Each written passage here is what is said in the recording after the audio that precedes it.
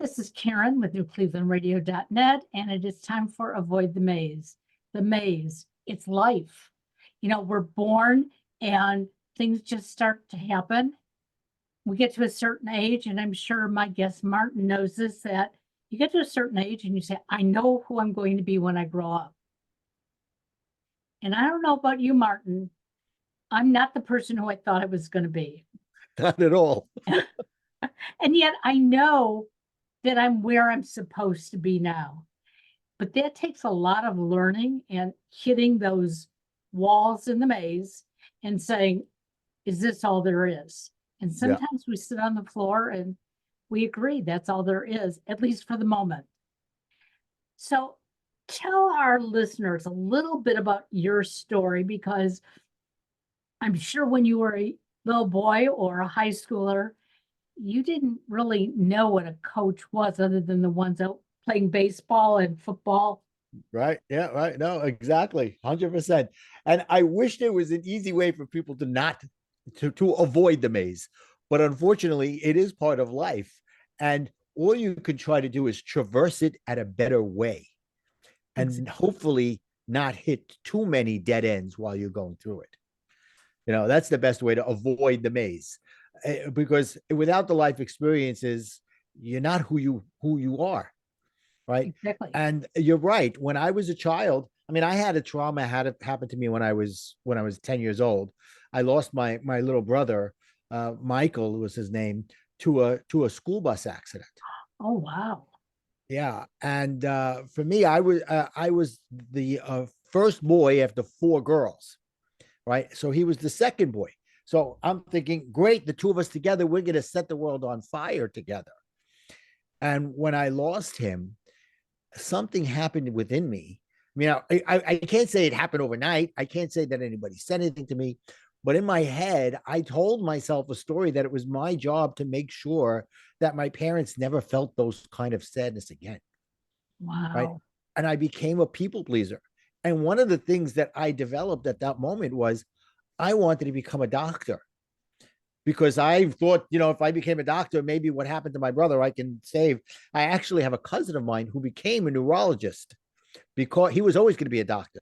He's 10 years older than me. But when he saw that happen, he decided he was going to go into pediatric neurology. Right. And I was like, okay, yeah, that's what I'm going to do. And I'm going to, but when I was in high school and I took the SAT, I walked out of the SAT and said, yeah, well, there goes medical school. Well, things were different back then when we took SATs and ACTs. Everybody sort of told us what we couldn't do, Right. didn't tell us what we could do. So, Yeah. Yeah. We came from a generation of, just do what we'll tell you what to do. yeah, exactly. So you didn't become a doctor. So what No. did you decide after that SAT? Like, okay, now what is there for me to do? Right. So for me, the other thing was is that my father had a successful business. He was a manufacturer. He had a factory about 5-10 minutes away from my house where he manufactured tablecloths. So every day I had off from school, my mom would send me there. And looking back now, it's because I've learned in my 50s that I'm ADHD. So she was like, get this guy out of the house. Send him to take him to work with you. Interesting. Yeah. Back then we didn't know ADHD, autism. It No. was, we just sort of like dealt with it. Oftentimes we thought our kids were bad kids. Yeah. No. My parents, my sisters, they called me lazy and immature. Yeah. But that really, I mean, and you know what? I live down to their expectations. If you've been told it enough, and from the people that are your authority, you believe that. Oh, absolutely. So you live down or up to the expectations of the people around you. So for me, that thought of me being a people pleaser was okay. So I'm going to work in my father's business. I'm going to take over and all that. Unfortunately, he sold his business when I was about 19. And a few years later, he put me into business with an older gentleman in a similar business. but, and so I did basically business, I was a businessman for the next 40 years of my life, 30, 40 years of my life, always doing business things. So how did you then discover coaching and, getting out there? Because I really do think most of us who are coaches, we have that people pleaser inside of us. Yeah. And we've been, I wouldn't say necessarily rock bottom, but we've had a lot of climbing to do in our life.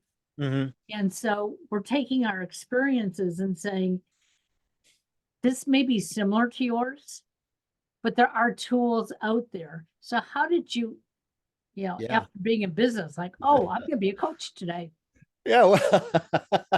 Well, here's the story. So in the early 2000s, my wife and I decided to open up a tennis club and health center. What had happened was I just closed a business, and she's like, okay, so, you're looking for something to do. I had some residual income coming in, so not like I was destitute. And she's like, okay, I started playing tennis recently, but I could only find courts at, odd hours. Maybe we could look to see if the area can support more tennis courts and do that. And the ironic thing, Karen, is I'm not an athlete. I stink at basically every sport there is. I I mean, my love it. son's a great athlete. He got his mother's genes in that. So, but here it again, it's the people pleaser in me. Well, that's what she wants. Let me see how I can make that happen. Now, I don't think at the time, I don't think most people pleasers say, oh, I'm a people pleaser. They don't realize it. They go, yeah, I'm just trying to make everybody happy. Yeah. So now I call myself a recovering people pleaser because it's like anything. Yeah, I can easily slip back into it. But here we are, and it takes us 5 years to do the research, to find the land, to get the plans made, and all this. And we finally get all the approvals we need in the summer of 2008. All right. I see your eyes rolling. I see what's going on there. Right. So if it was 2006 or 7, I'd be going into the bank and they're like, yeah, we can't wait for you to get all your approvals from the city, from the state, and all that. And in the meantime, I'm pouring money in, over $3 million of my money, investors' money, family loans. We've refinancing my house back in those early 2000s. You could go back into the bank 6 months later and they're like, oh yeah, your house is worth more now. We'll give you more. So I was doing all those things. And then the summer of 2008 comes. I go to the bank and I'm like, okay, we got all the approvals. And they're like, yeah, we're not lending anymore. I'm like, what are you talking about? Last year you were like Costco. I could walk in and you were giving me samples at the end of every aisle, like the old ladies. Well, things have changed. A month later, September 2008, Bernie Madoff, subprime loans, the world falls apart financially. Yep. And where am I? In this house of cards on the bottom. I'm the joker that's not laughing on the bottom of this house of cards that just fell apart. Overnight, I lost everything. Just like that, I stopped paying my mortgage. I stopped paying my car bills. A couple of months later, my son looks outside. He goes, Dad, look outside. They were towing my car away. I was being repossessed. Now, I never had those things happen to me. I always lived a pretty decent life. Now, I got lucky because I lived in New Jersey and there were so many foreclosures. It took us years before they finally fully foreclosed on it. They foreclosed on it before they actually took it over. Right. So now I went into a depression for about a year. And looking back now, I know that it was a situational depression because of everything that had gone on. Thank God it wasn't like the 20s where people were throwing themselves off the buildings when that had happened. But I went into a deep depression and I started doing some therapy and some coaching. And I realized, you know what? I have an opportunity to reinvent myself right now. What do I want to do? Not so much what do I think I should be doing? Who should I be making happy? I haven't started to even unwrap that part of it yet. And as I looked over my life, I realized the thing I liked doing best was helping people because I was always a community leader. And I learned that from my parents as well. Be a community leader. As a matter of fact, I was the founder of the first synagogue in Eatontown, New Jersey. Oh, wow. Right. And at the time, 30 years ago, when I did that, right, every Saturday morning, I'm running house to house. Guys, we need 10 guys here. We need 10 of you. And just yesterday, I got a call a few weeks ago from the rabbi of the synagogue that they were having a groundbreaking for an expansion. And I went, and now there's over 400 families there. And the rabbi got up and said, it's because of visionary people like Martin and my friend Timmy, who passed away a few years ago, who kept us going in those days and saw what's now happening.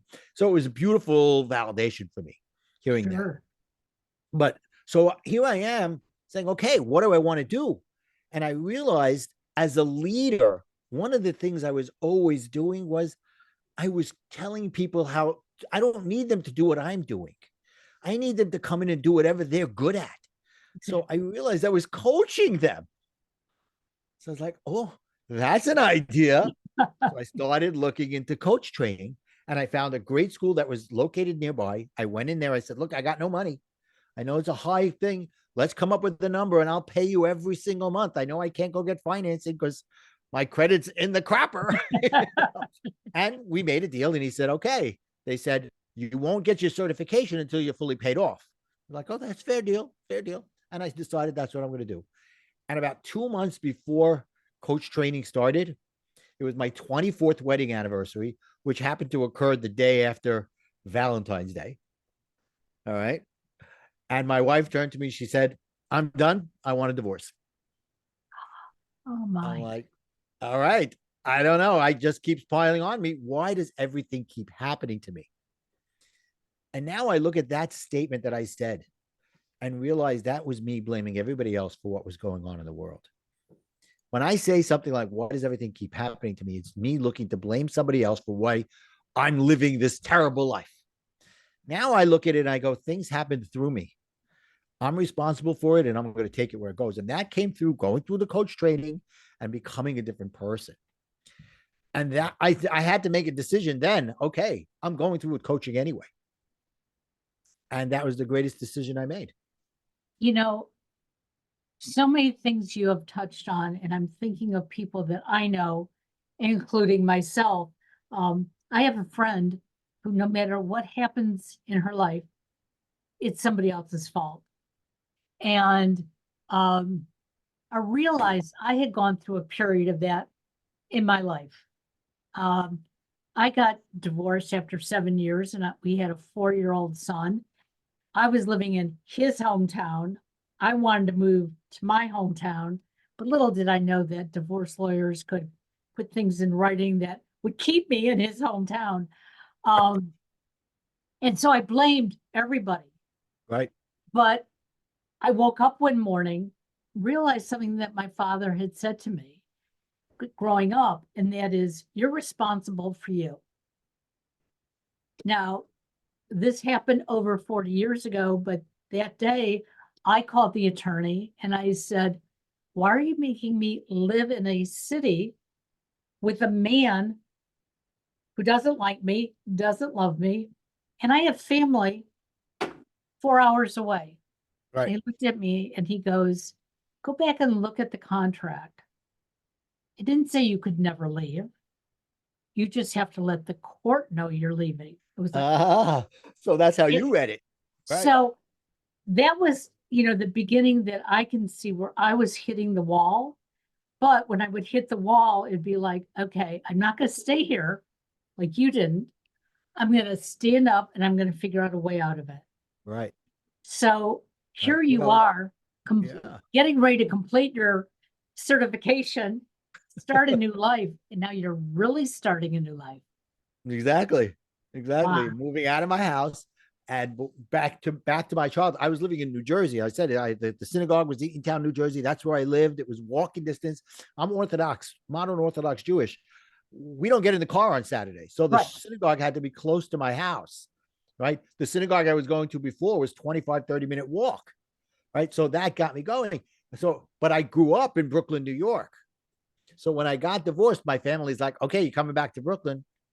You have no money. You can live in mom's house. Thank God mom wasn't living there. Yeah. She was living. My dad passed away in 2001. My mom got married a few years later. She was living with her husband, but we kept my mom's house. So I lived there. Right. And I had the support of my sisters and my family around me. But one of the things that had happened was, and you touched on it a minute, when you mentioned your friend, we rationalize things. And what I came to learn is that the word rationalize is really two words: rational Rationalize. lies. Love it. Right. And I've come up recently with my book, which I can talk about in a minute, but also a Absolutely. card deck to go with it called Warrior to Warrior. Warrior with an O to Warrior with an A. And in it is a card about rationalize. Whenever you think you may be doing something that goes against your values, you will rationalize all the reasons why it's okay. What you're really doing is lying to yourself that it's rational to think that. They're nothing more than rational lies. So we do that to protect ourselves, Right. right? Protect our ego or to make somebody else happy. But when you get down to it, what you should do is say, am I telling myself the truth or am I telling myself a rational lie? So now you get your certification Yeah. and don't go out the first day and have a line waiting for you. Right. So what was that like? Again, you're starting over. Yeah. So now here I am. I'm leaving my house in New Jersey. I'm moving back to New York, to Brooklyn, and I'm still going through my coach training and learning that. And I had to get a job, right? Which is something I never had. I was always my own boss. I was Right. always the owners of the company as I was in. Even when I was working for my dad, I was still the owner's son. Even though my dad made me do every menial task in the factory, to cleaning the toilets, to making the boxes, to filling the boxes, everything. But at the end of the day, I was still the boss's son, even if I wasn't treated that way by my dad, which was the greatest lesson he could have given me. I still knew that I only answered to my dad if I didn't do something. Right. So me now going to work, finding a job, and here I am in my late 40s, right? And people are not hiring guys in their late 40s, especially when they go, oh, we know you. We know you from the community. Your family has a lot of money. You're going to come into my business, learn it, and become my competitor. I'm like, no, it's not going to be. So I had to find a job, right? So that I had some money coming in and all that. And I became, as a result of going through coach training, a divorce recovery coach. Because I learned that what happened was I was going through the divorce as I was going through my coaching training, that's what got me through the divorce. And it was understanding the emotional roller coaster that I was going through, and that I understood who I was before and who I've become as a result of going through coaching. And a lot of that had to do with me owning up to what I was contributing, good and bad, to my marriage, to my relationship with my children, to everybody. And it wasn't about me doing that so I could gain my wife back, because that door was closed and I had to accept that. So yeah, I started off being a divorce recovery coach. Again, the correlation, how we become who we are. Number one, we have to, like you said, face the truth. Okay. I'm doing something, it's not working for me. I need to make a change. And instead of standing at that wall saying, I'm too old or I don't know it, is not an excuse. No. Because we're really, truly never too old. Yes, it's the competition out there is pretty stiff. But for anybody who is over 50 listening to this, I have to tell you that employers now want to hire us over the younger people because they know we'll work. Right. And And the there's a experiences that we bring to the table. Exactly. And so I've helped a lot of, my clients who have said, oh, there's nowhere I can get a job. Right. Once you find your purpose, yes, there are places. But what I love about your story is the authentic vulnerability. Thank you. And how many times, and I grew up in a Jewish household as well. And my mother always used to say, don't hang out your dirty laundry for the neighbors to see. Mm-hmm. But sometimes you have to. Yeah. Because if you don't, like you said, when you were going for those jobs, people were looking at you going, oh, I know you. Oh, I know your family. You're going to steal my business. But when you lay it all out, they know the truth. Yeah.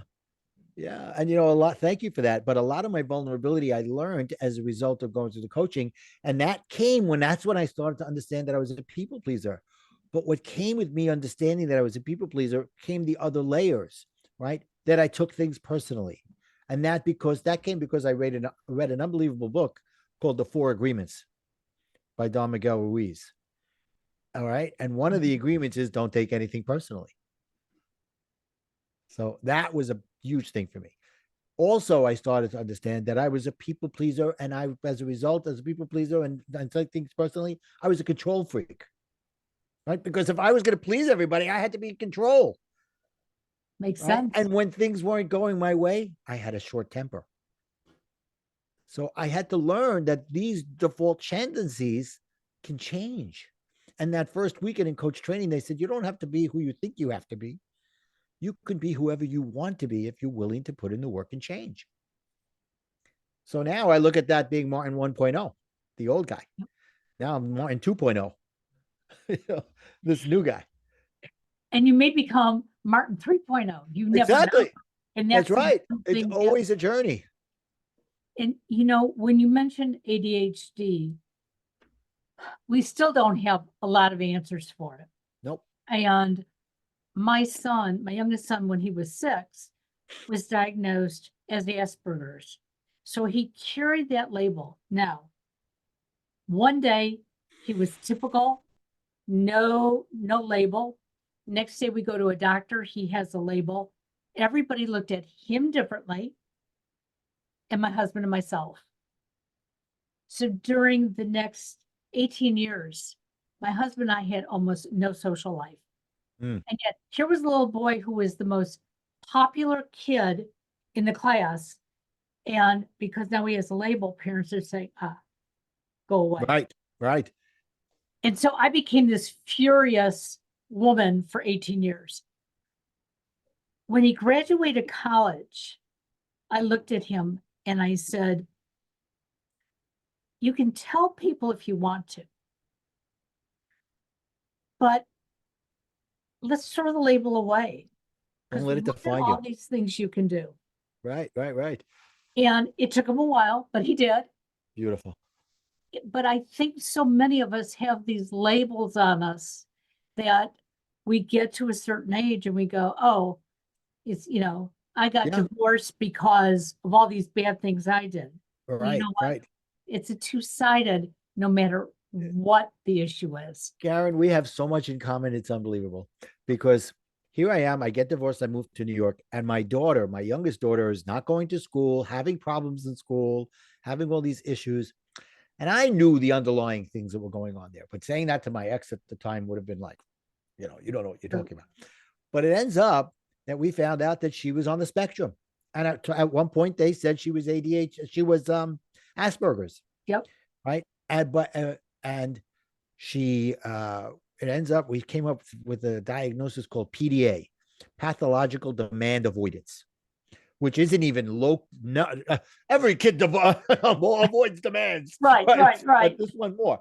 We found a school for her. We sent her, and we got the school, the city to pay for it, the school system to pay for her to go away to school and all that. And it was a journey for us. It really was. And we were blaming each other. We were blaming all these other things. And like the doctor says, she was born with this. I'm like, how the heck can you tell me she was born with this? She was 13, 14 when we figured this out. But, P.S., over the last few years, she's made some strides. She's 25 now. She started college last January. And this past January, she's dorming. This is like life-changing for my ex, who mostly lives with her, and for us, because now she's learning independent living and she's learning skills. She wants to be a graphic artist and stuff like that. I called her on Sunday just to say hello, and she's like, Dad, I'm busy. I'm with my friends bowling. I'm like, okay, goodbye. Yeah, exactly. So we have a lot in common. We could talk about these things forever. But yeah, these are the things, these are the obstacles that get thrown in our way. And we have to decide what to do with these obstacles, how to approach them. Right, exactly.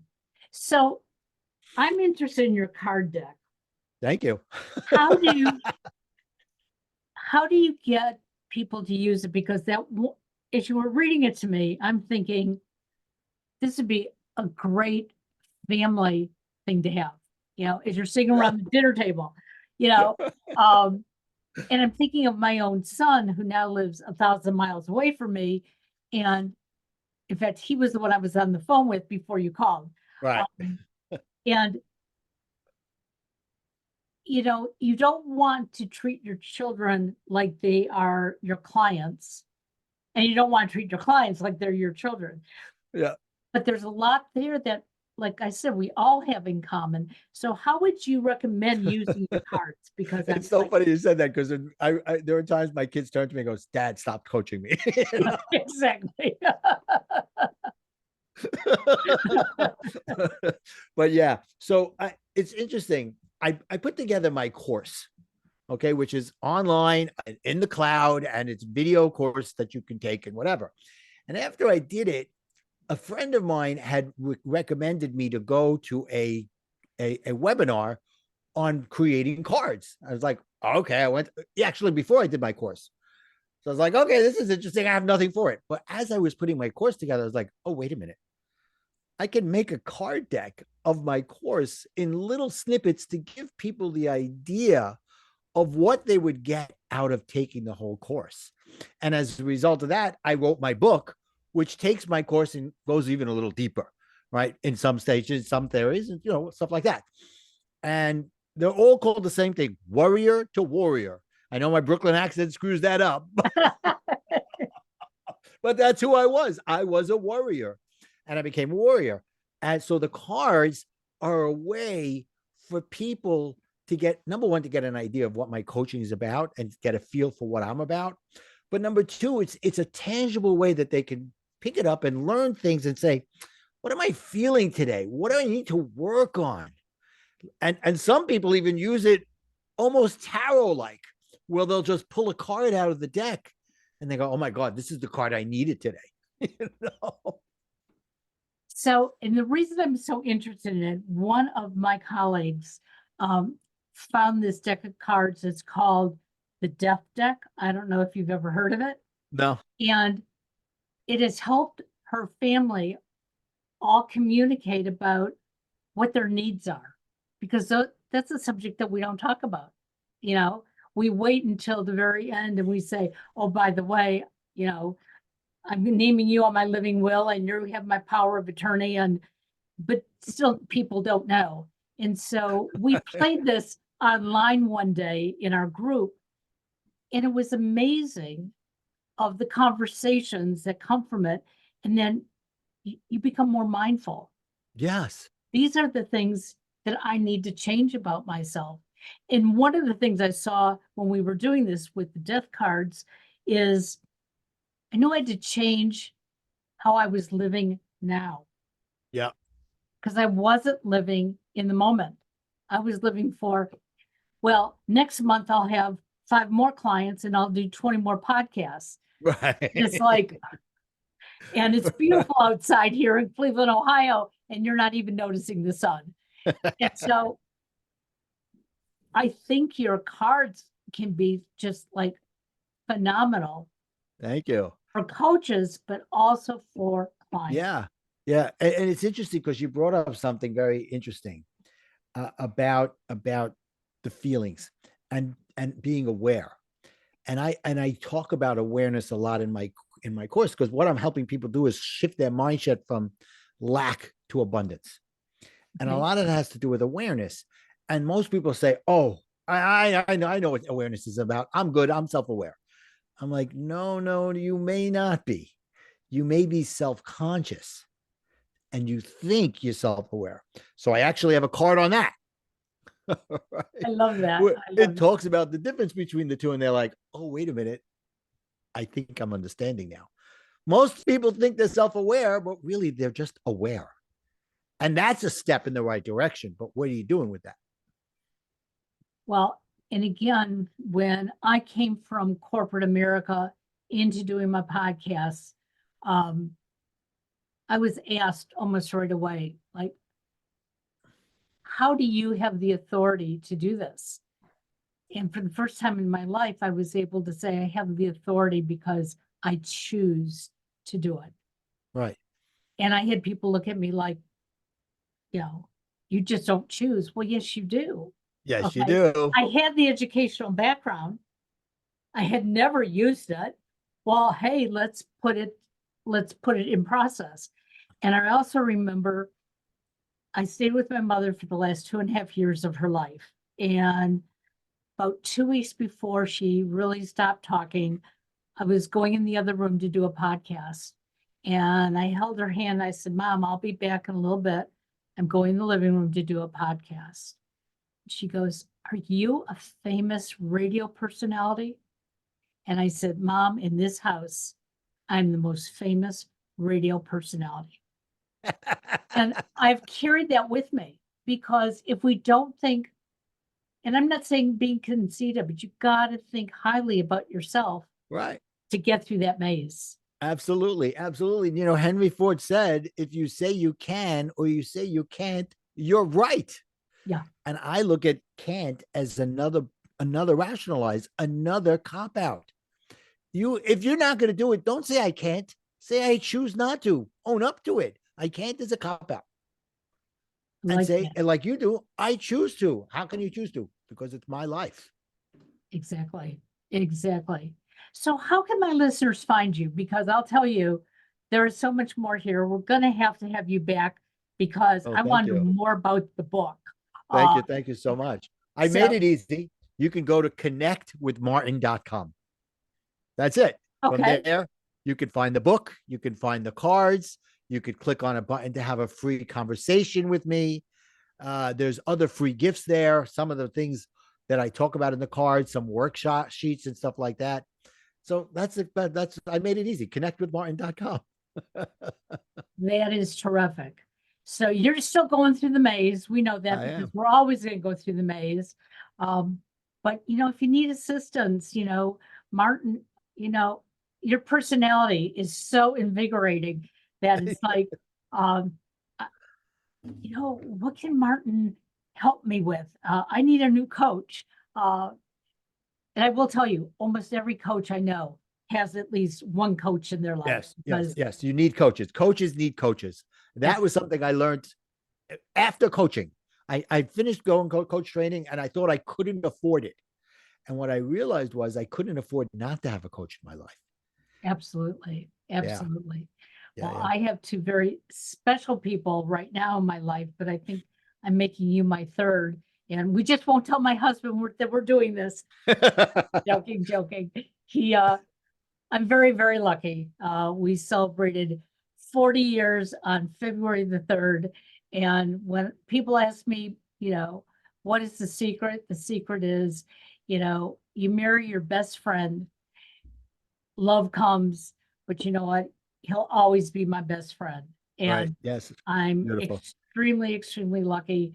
But sometimes we just marry because we think it's the right time. So Yeah. I'm glad you're helping people through that as well. Thank you. And I'm very proud to say that in June of 2024, I'll be married for 6 years.